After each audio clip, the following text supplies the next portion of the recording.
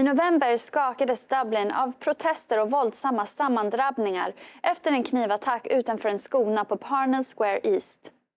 5 barn blev attackerade, inklusive en 5-årig flicka som hamnade i kritiskt tillstånd. En migrant från Algeriet låg bakom attacken, vilket utlöste stor ilska bland det irländska folket och har startat en debatt om den mycket omfattande invandringen till landet. Trots upploppen så fortsätter regeringen att ta emot nya migranter och fördela dem över hela landet. Riks har pratat med Hermann Kelly, ordförande av det irländska frihetspartiet. Thank you for joining us today, Hermann Kelly, the president of the Irish Freedom Party. My pleasure, Rebecca. Thank you for having me on. I'm very pleased to say that the girl who was very badly injured in a knife attack by the Algerian migrant has recovered. She's recovered quite well, and as have the other 2 children who were attacked at the same time. But it must be very traumatic for all these children in the school to see their fellow students being attacked in the middle of a street, main street, in the middle of the day in their own country. I did a bit of research and I found out the crime statistics for Algerians all across Europe. Now, the guy who's alleged to have stabbed the young children, he is an Algerian national.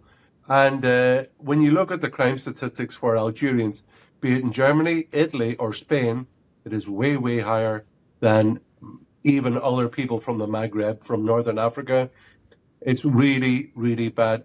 Anybody who voluntarily takes a large number of unvetted Algerians into their country, I think is in for a very bad awakening, because crime stats are going to go through the roof. Could you provide us an update? How is the atmosphere, the current situation after this tragic attack and the subsequent crime? It has calmed down a little bit in that kind of really angry and violent reaction that people felt at the time.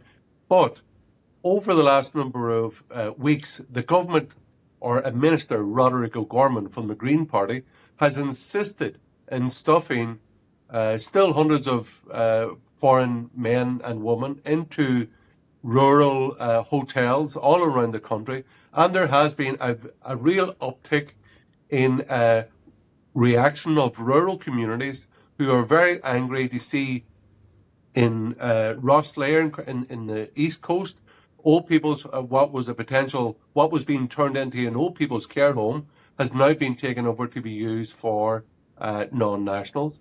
You have viable, working, private hotels in the Midlands of Ireland, in Rosscray and Tipperary, has suddenly been closed, and then they put in asylum seekers, men and women in there, and then what has happened normally is that first they put in men and women, opposition dies down, as long as it's not unvetted males, and then they get rid of the woman and the children and they put in young unvetted males. So I think in the last few weeks, every weekend, there's been about 5 or 6 large community protests and rallies against this imposition of what amounts to a new colonisation with the consent of the government, but with the disapproval of local communities who are very concerned about loss of local amenities and also the cost and taxpayers' money, but mainly to the cost of their security, because they're unhappy with a lot of unknown males coming into their society.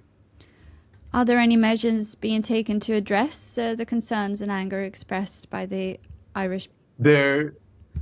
Because the government have noted the very quick uptick in interest as immigration as the topic of the next election, the government have started to talk a little bit of talk.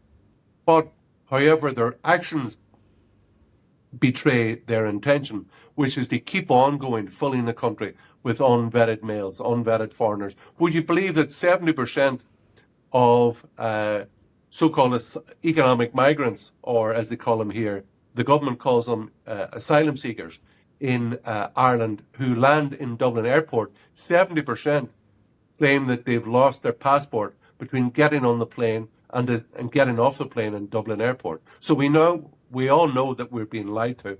The government is starting to talk a bit tougher, that they're going to reduce the incentive for people to come here, which is a very high welfare rate, and they're going to make it the claiming. They're starting to move to a thing about they're starting to talk tough on reducing the draw factors coming to Ireland, but at the moment they're still very, very high, and the numbers coming into Ireland is still, they're still talking of 20,000 asylum seekers a year coming to Ireland. But I would suggest that the main problem is not that 20,000 asylum seekers come to Ireland.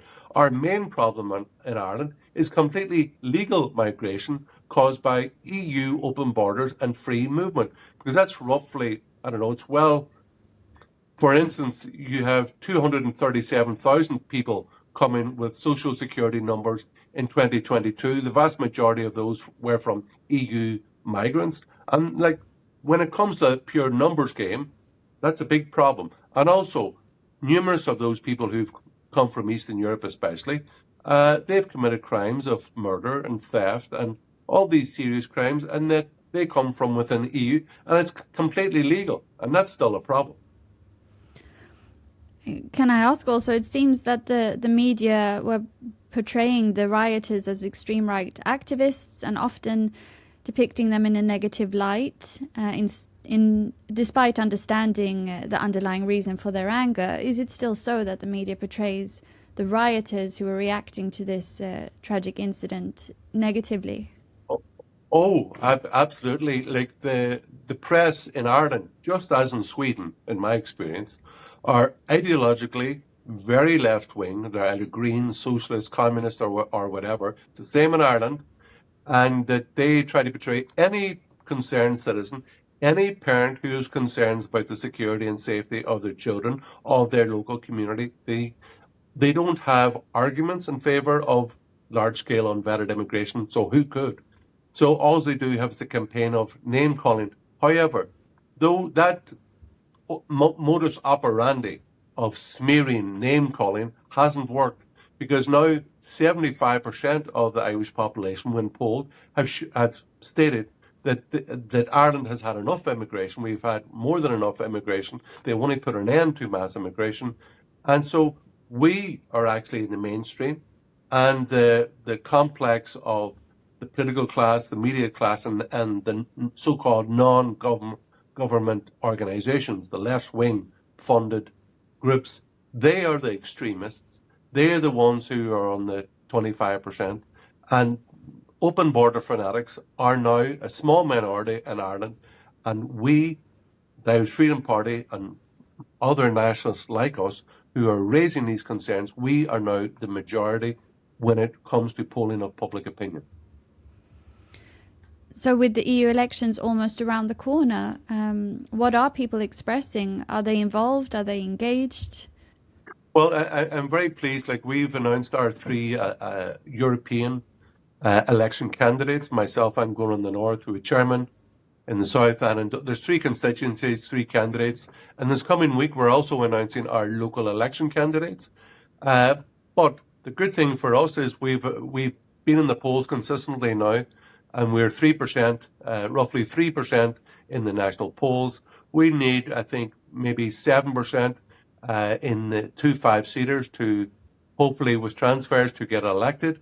The country is more, let's say, Irish Republican and nationalist than Dublin would be. So both the candidates in the north and the south have a doable chance of being elected.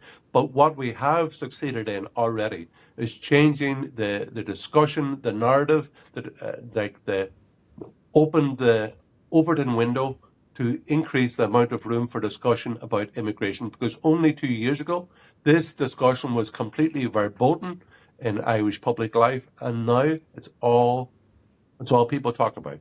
And the government have to respond to the very strong stance of the Irish public, which is a good thing. So things are certainly moving in Ireland in a very quick rate. We have been the most PC, the most politically correct and open border nut jobs in the whole of Europe. But they pushed it too far, and now there's a very swift reaction coming from the Irish public, which is good to see. And it hasn't come too soon. We have a lot of work to do yet. Thank you so much, Hermann Kelly, the president of the Irish Freedom Party. My pleasure. Gora Magadsa. Thank you.